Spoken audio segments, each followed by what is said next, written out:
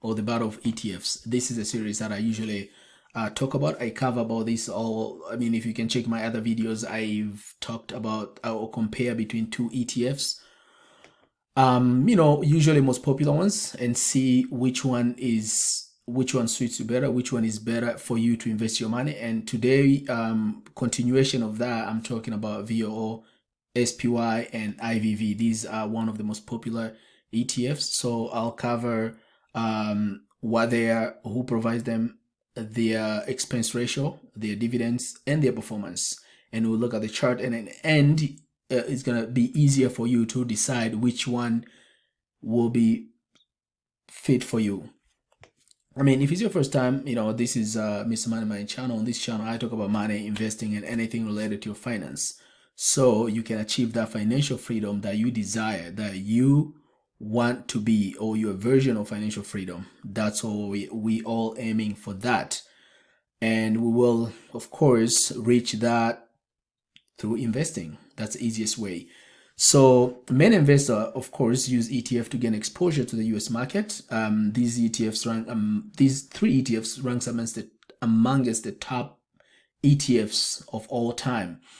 So S&P 500, what it is, it's an index which it's considered to be actually the bellwether for the US economy. The index holds about 500 US largest US companies, which invest across 11 sectors of economy. We know the 11 sector of economy, which consists of energy, financial, healthcare, technology, and many more. When you invest in S&P 500, you automatically own the top 500 companies, and that including Apple, Microsoft, Warren Buffett, Berkshire Hathaway, and amongst others. There's so many of them. In total, there are 500 companies. These are all popular ETF. So here is the most problem is what most investors you have your money now, you want to invest in S&P 500. Now you're like, which one should I invest my money at? So today I'm going to make the process easier for you to decide which one you should invest your money, rather than having that analysis paralysis that you have money and you can't invest because you're thinking which one should I invest, which one should I or should I not.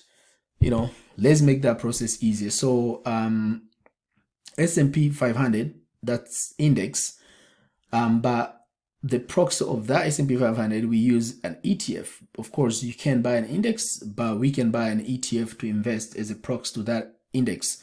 And we have VOO, we have SPY, we have IVV. So we look at the expense ratio is about 0.03, 0.09, 0.03. So we see the VOO and IVV win on that battle when it comes to a fee.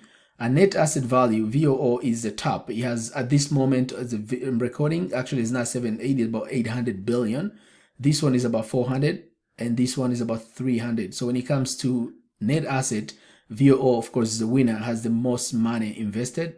Number of holding, they both hold about 500, companies, of course, give or take 5 and extra, 5, 4, so they're all the same there. When you come to top holdings, top 10 holdings, they are at this moment about 27%. All of them pretty much the same, so they are equal in terms of the top 10 company that they invest. They're all about 27%. Sometimes it comes to up to 20 all the way to 27, right? When it comes to who is the oldest, now we have VOO was incepted in 2010, SPY was 1993, and IVV is 2000. When it comes to the age, who is the older, who is the senior, who has seniority, of course, is a SPY. Who provides these ETFs? So VOO, of course, Vanguard S&P 500 is one of the most popular, and it, of course, is provided by Vanguard, which was co-founded by Jack Bogle, who is considered by many as the father of indexing. So Vanguard is currently the world's largest provider of index funds. And of course, VOO expense ratio is about 3, as we've seen that.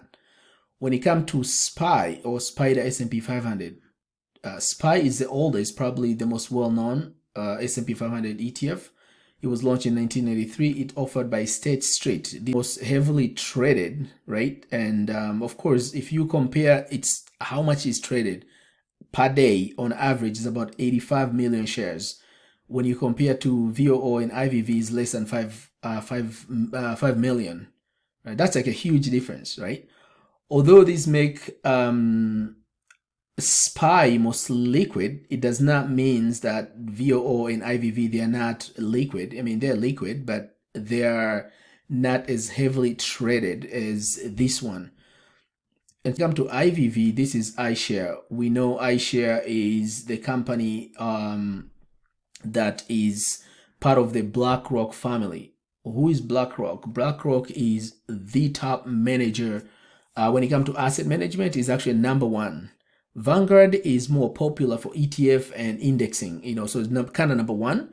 State Street is more of this type of ETF, trading and like sector. You've heard of sector spider ETF. So they popularize sector. If you want to invest in sectors, they have those kind of stuff. So more specialized State Street. When it comes to BlackRock, they are the top manager of any type of assets, including bonds and and stocks, of course, and mutual funds. Return and dividends. So we look at the return because the only reason why we invest is the return, right? When it comes to return, since both of them actually, all three, they pretty much hold the same stocks, underlying stocks, they track the same index. So they would have pretty much kind of similar return. And we can look at the chart here. VOO, when it comes to 3 years, about 13%, 1371, 1381. So it's pretty much the same. And index, of course, is 1385. 5-year return is pretty much similar. When it comes to 10-year return, is about 13 for index, 1367. And they all have, IVV is kind of the winner for few basis points, about 1363. This is 1353. This is 1363. When it comes to dividend, VOO is 1.43, 133, and 131 respectively.